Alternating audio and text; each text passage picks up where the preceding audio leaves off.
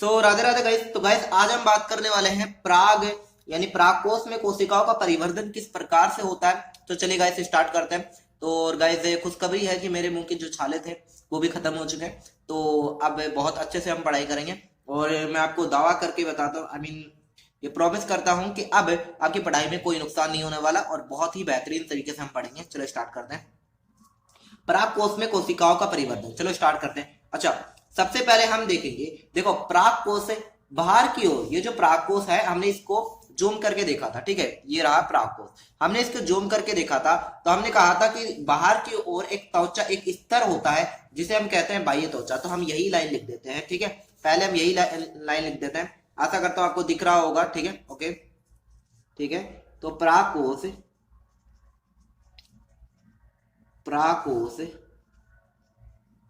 बाहर की ओर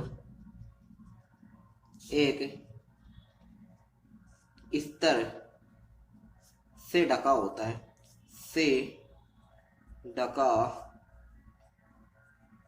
होता है, जिसे जिसे जिसे बाह्य त्वचा कहते हैं। बाह्य त्वचा यानी कि इंग्लिश में कहते हैं एपिडर्मिस, एपिडर्मिस कहते हैं, ठीक है, जिसे एपिडर्मिस कहते हैं। आशा करता हूं आपको समझ में आ चुका होगा। यानी प्राग कोष बाहर की ओर एक स्तर से ढका होता है जिसे अपन बाह्य त्वचा कहते हैं। आशा करता हूं ये लाइन आपको समझ में आ चुकी होगी, ठीक है। आगे चलते हैं, ठीक है। अब बाह्य त्वचा के नीचे कुछ कोशिकाएं उपस्थित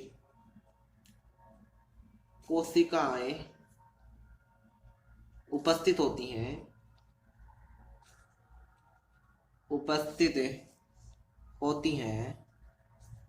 हैं जिन्हें अधोस्तरीय कोशिकाएं,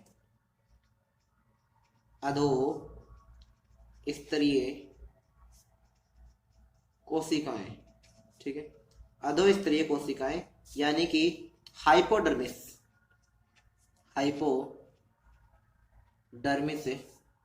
सेल्स कहते हैं, ठीक है। तो ये लाइन आपको मैं समझाता हूं क्या होता है। ये जो डायग्राम है, ये बाह्य त्वचा के नीचे कुछ कोशिकाएं प्रेजेंट होती हैं, यानी कि यहाँ पर बहुत सारी कोशिकाएं होती हैं और इन कोशिकाओं को, ये सारी जगह होती हैं, तो इन कोशिकाओं को, ये जो कोशिकाएं हैं, इन कोशिकाओं को अपन कहते हैं अधोस्तरीय कोशिकाएं, यानी कि हम कहते हैं हाइपोडर्मिस सेल्स, ठीक है। आशा करता हूं आपको ये बात समझ में आ चुकी है। आगे चलते हैं, ठीक है। तो ये पॉइंट आपको समझ में आ चुका होगा, ठीक है। आगे हम पढ़ते हैं कि अधोस्तरीय कोशिकाओं में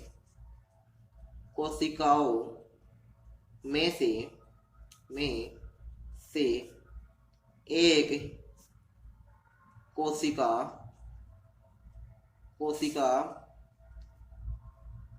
अपने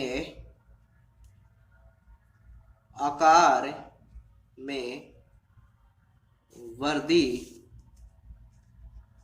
कर लेती है, जिसे प्रप्रसु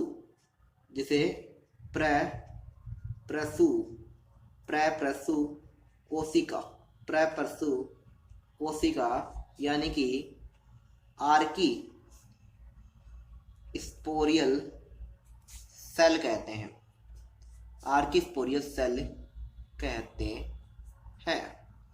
अब इस लाइन का मतलब समझते हैं, ठीक है। ये जो अधोस्तरीय कोशिकाएं हैं, इनमें से एक कोशिका, कोई भी एक कोशिका अपने आकार में वृद्धि कर लेगी, ठीक है। मैं आपको डायग्राम से समझाता हूं, ठीक है। ये है। अब हम इसको थोड़ा सा इस तरह से देखेंगे, ठीक है। अब मैं एक डायग्राम बना रहा हूं। तो ये है बाह्य त्वचा, ये बाहर की ओर क्या है, ये है बाह्य त्वचा, क्या है, बाह्य त्वचा, और बाह्य त्वचा, और यहाँ पर ये है अधोस्तरीय कोशिकाएं। आशा करता हूं आपको दिख रहा होगा, अधोस्तरीय कोशिकाएं, ठीक है, ये है अधोस्तरीय कोशिकाएं, ठीक ठीक है। अब इन अधोस्तरीय कोशिकाओं में एक कोशिका क्या कर लेगी, अपने आकार में वृद्धि कर लेगी और इसका नाम है आर्किस्पोरियल। आर्किस्पोरियल यानी कि प्रपर्शु कोशिका। क्या है? आर्किस्पोरियल सेल यानी कि है प्रपर्शु कोशिका। आशा करता हूं आपको बात समझ में आ चुकी होगी। चलिए आगे की ओर बढ़ते हैं। ठीक है, तो गाइस ये पेज तो खत्म हो चुका है एंड दूसरे पेज में स्टार्ट करते हैं। चलिए मैं ऊपर से स्टार्ट कर रहा हूं। ओके, शायद आपको दिख रहा होगा। ओके, बढ़िया। अब हम आगे बात करते हैं। ठीक है, अब ये जो प्रपर्शु कोशिका है, प्रपर्शु कोशिका अपना विभाजन कर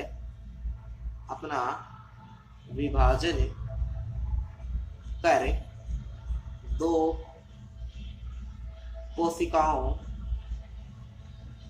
कोशिकाओं में विभेदित हो जाती है। ठीक है, देखो गाइस, अब ये जो प्रपर्शु कोशिका है ये अपना विभाजन करेगी और दो कोशिकाओं में विभाजित हो जाएगी। ठीक है, यानी विभेदित हो जाएगी। बाहर की ओर कौन सी होती है? बाहर की ओर। मैं गाइस इसे समझा दूंगा एक बार, आप प्लीज थोड़ा सा सब्र करें। और अंदर की ओर,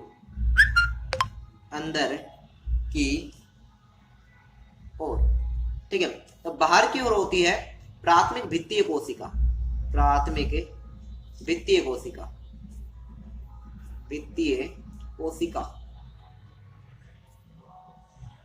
ठीक है, नाम होता है इसका प्राइमरी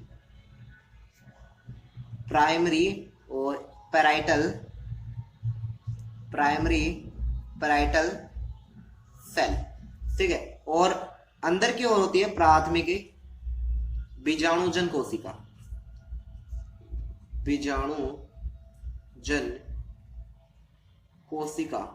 इसे इंग्लिश में कहते हैं प्राइमरी स्पोरोजीनस सेल। ठीक है, अब मैं आपको इसे डायग्राम से समझाता हूं। देखिए गाइस, ये है डायग्राम और ये है बाह्य त्वचा, आपको समझ में आ ही चुका होगा। और ये है अपना, ठीक है, ये है बाह्य त्वचा, बाहर की ओर आपको दिख रही होगी। ठीक है, ये है एपिडर्मिस। ठीक है, एपिडर्मिस। ठीक है, अंदर की ओर अधोस्तरीय कोशिकाएं होती ही, आपको पता ही है। ठीक है, ये है अधोस्तरीय कोशिकाएं। अब यहाँ पर एक प्रपर्शु कोशिका थी जो अपने पीछे देखी थी, मैं आपको दिखा देता हूँ। ये रही प्रपर्शु कोशिका, ये रही प्रपर्शु कोशिका। लेकिन अब हम बात करने वाले हैं, ये प्रपर्शु कोशिका अपना विभाजन कर लेगी। ठीक है, विभाजन करने के बाद यहाँ पर एक और कोशिका होगी और एक अंदर की ओर कोशिका होगी। ठीक है, अब ये जो भित्ति की ओर है, देखो यहाँ पे ये जो बाह्य त्वचा के साथ सटी हुई है। ठीक है, इसे हम कहेंगे प्राथमिक भित्तीय कोशिका, यानी कि इसका नाम होगा प्राइमरी पैराइटल सेल। ठीक है, और ये जो है, ये जो अंदर की ओर है, ठीक है, ये जो अंदर की ओर है, इसे हम कहेंगे प्राइमरी स्पोरोजीनस सेल। आशा करता हूं आपको शॉर्ट में समझ में आ रहा होगा जो मैं कहना चाहता हूं। ठीक है, आगे चलते हैं गाइस। तो प्रपर्शु कोशिका ने अपना विभाजन कर लिया, दो कोशिकाओं में बढ़ गई हैं। बाहर की ओर होती है प्राथमिक भित्तीय कोशिका, अंदर की ओर होती है प्राथमिक बीजाणुजन कोशिका। ठीक है, आगे चलते हैं। अब हम बात करते हैं, ये जो प्राथमिक भित्तीय कोशिका है, प्राथमिक भित्तीय कोशिका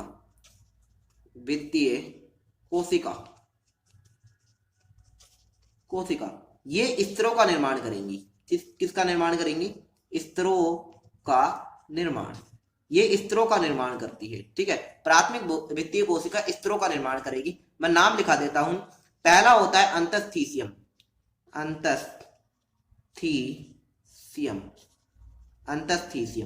दूसरा होता है मध्य परत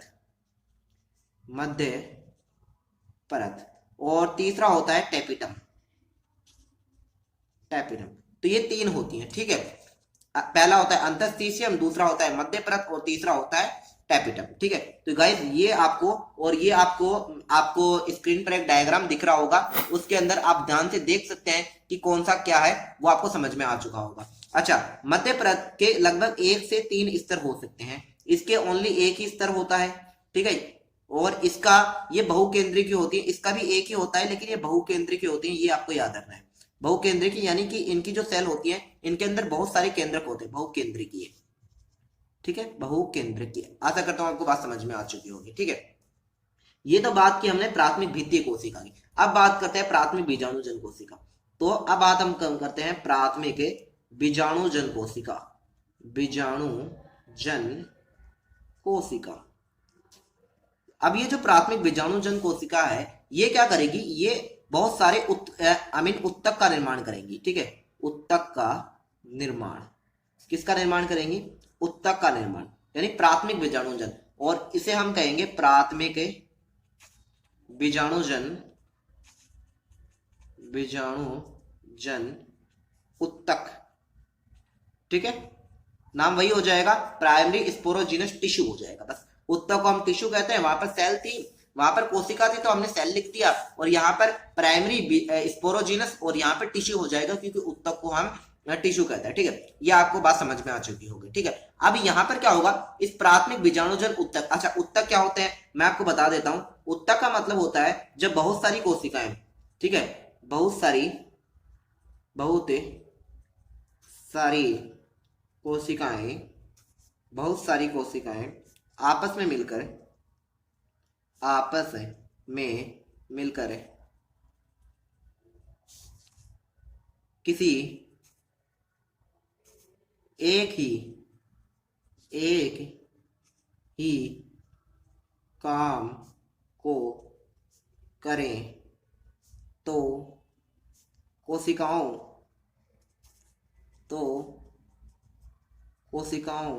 के समूह को उत्तक कहते हैं। उत्तक यानी कि टिश्यू कहते हैं। ठीक है, यानी कि जो कोशिकाओं का समूह है हम उसे उत्तक कहते हैं। लेकिन ध्यान रखना गाइस, जब कोशिकाएं आपस में मिलकर काम करें तब हम उसे उत्तक कहेंगे, क्योंकि इसका एग्जाम्पल एक बहुत बड़ा है कि इसका एग्जाम्पल 11th क्लास में आपने पोरीफेरा संघ देखा होगा। उस पोरीफेरा संघ में होता क्या है कि वहां पर कोशिकाओं का संघ तो होता है, यानी कोशिकाओं का ग्रुप तो होता है, लेकिन क्या होता है वो ग्रुप सारी एक साथ मिलकर काम नहीं करती, इसलिए पोरीफेरा में उत्तक तंत्र नहीं होता। ठीक है, वहां पर कोशिकीय तंत्र ही होता है, आपने देखा होगा। ठीक है, तो एग्जाम्पल हो, ठीक है, इसका अपवाद आपका एग्जाम्पल तो आप समझ सकते होंगे, कोशिकाओं का जो भी समूह है वो इसमें आ जाएगा। ठीक है, अब आगे चलते हैं हम। अब उत्तक आपको समझ में आ ही चुका होगा, प्राथमिक बीजाणुजन कोशिका उत्तक का निर्माण करेंगी। ठीक है, अब इनमें से प्राथमिक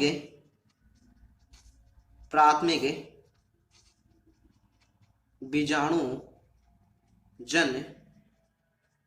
उत्तक में से एक कोशिका अपने आकार में, ठीक है गाइस, एक कोशिका नहीं होंगी, कुछ कोशिकाएं, ठीक है, कुछ कोशिकाएं अपने आकार में वृद्धि कर लेती हैं, जिन्हें पराग मात्र कोशिका, ठीक है, पोलन सेल्स या पराग मात्र कोशिका या लघु बीजाणु मात्र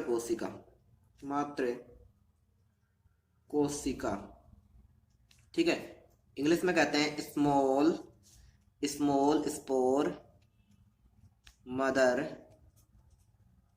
cell, small spore mother cell. ठीक है, तो पराग मात्र कोशिका या फिर लघु बीजाणु मात्र कोशिका कहते हैं। ठीक है, ये हमें याद रखना है। ठीक है, क्या याद रखना है कि जो प्राथमिक बीजाणुजन उत्तक है उनमें से कुछ कोशिकाएं अपने आकार में वृद्धि कर लेती हैं, जिन्हें हम पराग मात्र कोशिका या फिर लघु बीजाणु मात्र कोशिका कहते हैं। आपको बस ये बात याद रखनी है। और एक बात आप याद रखना कि जो लघु बीजाणु मात्र कोशिका है, लघु बीजाणु मात्र कोशिका, ठीक है, ये द्विगुणित होती है, डिप्लॉयड होती है, ये आपको याद रखना है। ठीक है, ये कैसी होती है, डिप्लॉयड होती है, ये डिप्लॉयड होती है, ठीक है। ये आपको याद रखना है कि डिप्लॉयड होती है, हैप्लॉयड नहीं होती, ये अगुणित नहीं होती, ठीक है। यानी कि इनके इनके जो जो गुणसूत्र है वो सेट के रूप में पाए जाते हैं, बंधे हुए होते हैं, ठीक है। आप बस इतना याद रखना कि जो लघु बीजाणु मात्र कोशिका में जो कोशिका है वो द्विगुणित होती है, बस इतना याद रख लेना। द्विगुणित अगुणित अगर आपको समझ में नहीं आए तो इसका भी एक अलग से लेक्चर बना देंगे, चिंता मत करना, ठीक है।